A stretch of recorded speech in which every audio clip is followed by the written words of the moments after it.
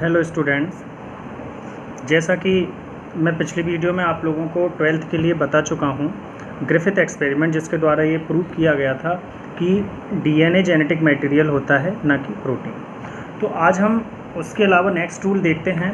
इन 1952 में दिया गया था हर्शी एंड चेस एक्सपेरिमेंट, जिसमें भी ये प्रूव किया गया था कि डीएनए एक जेनेटिक मटेरियल होता है, ना कि प्रोटीन। तो हर्शी और चेस एक्सपेरिमेंट ने क्या किया था कि उन्होंने बैक्टीरिया और बैक्टीरियोफेज पर अपना एक प्रैक्टिकल दिया था।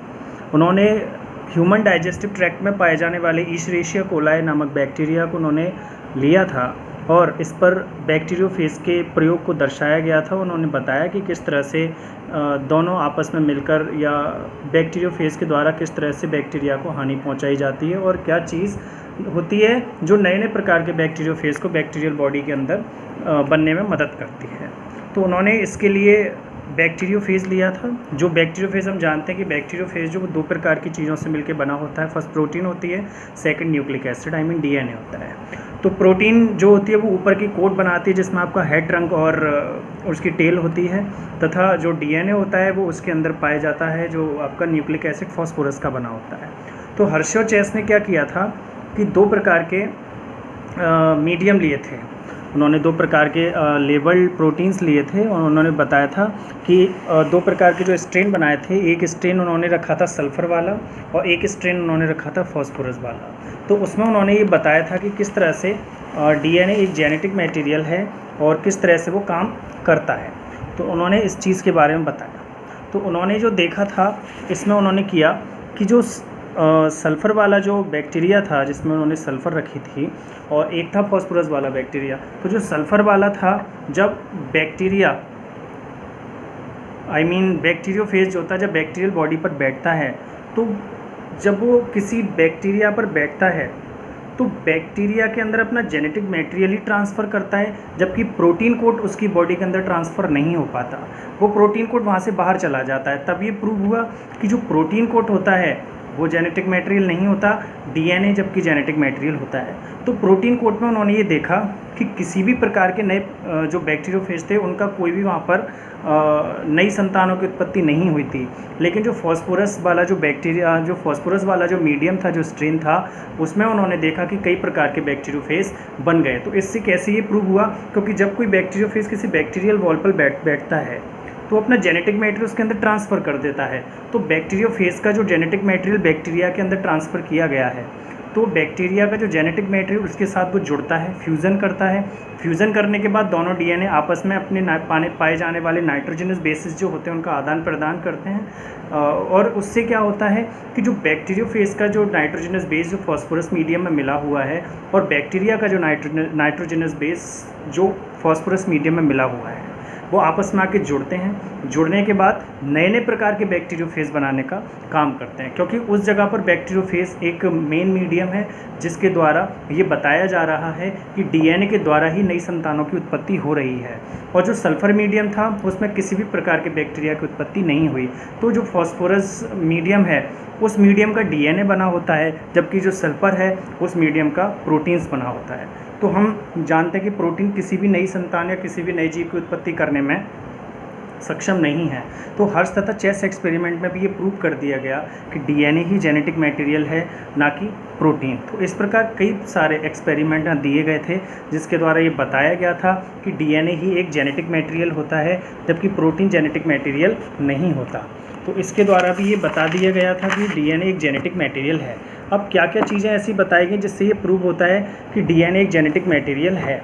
तो इसमें हमको बताया गया कि जो हर्श चेस थे उन्होंने ये बताया कि it should be able to replicate, ये आसानी से रेप्लिकेशन कर सकता है। It should be chemically and structurally be stable, ये केमिकली और स्ट्रक्चरली काफ़ी अच्छे से स्टेबल होता है। It should be able to express itself in the form of Mendelian characters. Mendel's जो लॉ थे उसके अकॉर्डिंग बताया गया था कि संतानों में उसके माँ बाप के जेनेटिक कैरेक्टर जाते हैं, तो वो जेनेटिक कैरेक्टर डीएनए के अंदर जो समायोजित होते हैं वही जेनेटिक कैरेक्टर माँ बाप के उनमें चले जाते हैं, यानी कि 50% of mother and 50% of father equal to the 100% of one child. इस प्रकार एक नए चाइल्ड का निर्माण होता है जिसमें दोनों के 50-50% कैरेक्टर आपस में एक संतानों के अंदर ट्रांसफ़र कर दिए जाते हैं। It should be able to mutate, जो डीएनए होता है वो म्यूटेशन कर सकता है, क्योंकि म्यूटेशन तभी होता है किसी भी एनवायरमेंटिकली कंडीशंस को जब चेंजेस हम देखते हैं, कोई भी क्लाइमेट जब चेंज होता है तो उस क्लाइमेट के चेंज हो जाने के कारण हमारे डीएनए में पाए जाने वाली जेनेटिक इन्फॉर्मेशंस या हमारे जो नाइट्रोजनस बेस होते हैं उनमें थोड़ा बहुत चेंजेस हो जाता है, जिसके कारण म्यूटेशन होता है और म्यूटेशन के कारण आगे आने वाली जो जनरेशन है, पीढ़ी है, वो चेंज हो जाती है। तो हम जानते हैं ये इनडायरेक्टली हमको मार्था और चेस्ट ने ये बताया था कि जो डीएनए है वो हमारे क्रोमोसोम्स में लोकेटेड रहता है, क्योंकि it is located on chromosomes. The quantity of DNA found in the diploid cell is approximately twice of that in a haploid germ cells. ये प्रत्येक हैप्लॉयड जर्म सेल्स में पाए जाते हैं, क्योंकि हम जो ह्यूमन होते हैं वो हैप्लॉयड होते हैं, लेकिन जब वो आपस में मिलते हैं तो सेल डिप्लॉयड बनती है और इस डिप्लॉयड से जो संतान उत्पन्न होती है वो हैप्लॉयड उत्पन्न होती है। तो आगे आने वाली जो जर्म सेल्स हैं वो हैप्लॉयड ही बन जाती हैं। तो इस प्रकार काफ़ी सारे ऐसे एक्सपेरिमेंट किए गए थे। टीएमबी वायरस में भी एक्सपेरिमेंट करके बताया गया था कि टीएमबी जो होता है, यानी कि तंबाकू मोज़ेक वायरस जो होता है, वो मोस्टली तंबाकू की पत्तियों पे पाया जाता है। तो इस प्रकार वो जो वायरस है वो भी अपना जेनेटिक मटेरियल ही उन पत्तियों के ऊपर ट्रांसफ़र करता है, और जो पत्तियां हैं वो जेनेटिक मटेरियल वहाँ से अपना सारा जो भी वर्क है वो वहाँ पूरा करता है और नए नए प्रकार के बैक्टीरियोफेज बना लेता है, नए नए प्रकार का टीएमबी बनाता है। और वो टीएमबी हवा के माध्यम से एक लीफ से दूसरी लीफ या एक प्लांट से दूसरे प्लांट में जाते आते रहते हैं, जिसके कारण टीएमबी जो पूरी तंबाकू की खेती को ही ख़राब कर देते हैं। इस प्रकार काफ़ी सारे ऐसी चीज़ें बताई गई थी कि जो डीएनए होता है वो प्रोटीन नहीं होता, एक न्यूक्लिक एसिड होता है जो न्यूक्लियस के अंदर पाया जाता है।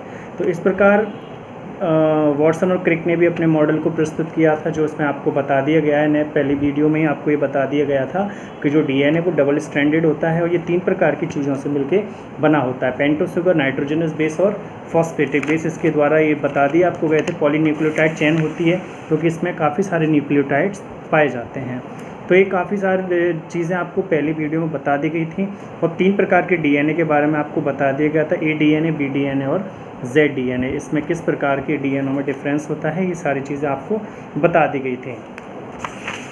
उसके बाद भी काफ़ी सारे ऐसे रूल्स आए जिसमें ये बताया गया था कि डीएनए ही एक जेनेटिक मटेरियल होता है। उसके बाद एक एक्सपेरिमेंट ये भी आया था कि आरएनए भी कुछ ऑर्गेनिज्म जो ऐसे होते हैं, प्लांट्स वायरस को छोड़कर बाकी सभी का जेनेटिक मटेरियल जो है आपका डीएनए ही होता है, लेकिन कुछ प्लांट्स वायरस ऐसे होते हैं जिनमें पाए जाने वाला जो जेनेटिक मटेरियल होता है वो आरएनए होता है। जैसे टीएमबी जो वायरस होता है, तंबाकू मोज़ेक वायरस, उसका मेन जेनेटिक मटेरियल आरएनए होता है।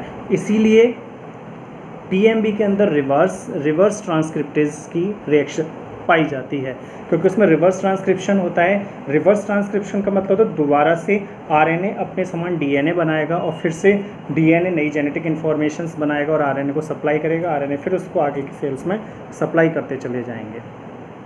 तो वे जीव जिनके अंदर पाए जाने वाला मेन जेनेटिक मटेरियल आरएनए होता है, उन्हीं जीवों में रिवर्स ट्रांसक्रिप्शन की प्रक्रिया पाई जाती है, प्रोसेस मिलता है।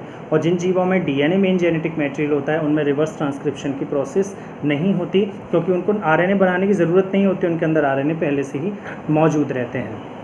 तो इस प्रकार आरएनए के बारे में बताया गया था कि आरएनए भी एक सिंगल स्ट्रैंडेड जो स्ट्रक्चर होती है, लेकिन इसमें पाए जाने वाले जो नाइट्रोजनस बेस होते हैं वो ATGC ना होकर AUGC होते हैं। उसमें जो है thymine replace uracil, thymine uracil में रिप्लेस हो जाता है। तो उसमें जो पाए जाने वाला जो नाइट्रोजनस बेस है वो AUGC यानी एडिनोसिन, यूरेसिल, ग्वानिन और साइटोसिन, ये 4 प्रकार के होते हैं। सेम वही प्रोसीजर होता है कि एडिनोसिन थाइमिन से डबल बॉन्ड द्वारा जुड़े रहते हैं, जबकि यूरेसिल साइटोसिन से ट्रिपल बॉन्ड द्वारा उसमें अरेंज रहता है।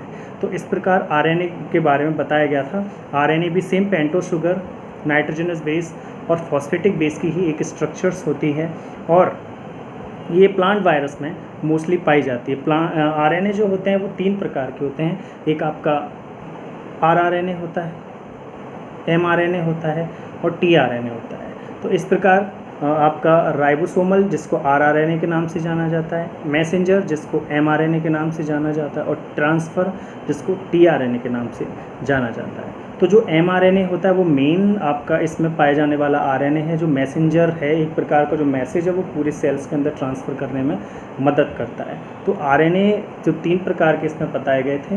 तो इस प्रकार वॉटसन और क्रिक के द्वारा भी ये बताया गया था कि RNA भी एक जेनेटिक मटेरियल होता है जो मोस्टली सभी सेल्स के अंदर पाया जाता है, लेकिन कुछ मेन प्लांट वायरस को छोड़कर बाकी सभी का जेनेटिक मटेरियल जो मेन डीएनए होता है, और सिर्फ प्लांट्स वायरस में ही आपका जो मेन जेनेटिक मटेरियल वो आरएनए होता है, जैसे आपका टीएमपी। तो इस प्रकार हम नेक्स्ट वीडियो में आपसे आरएनए की संरचना के बारे में बात करेंगे। तब तक के लिए नमस्कार।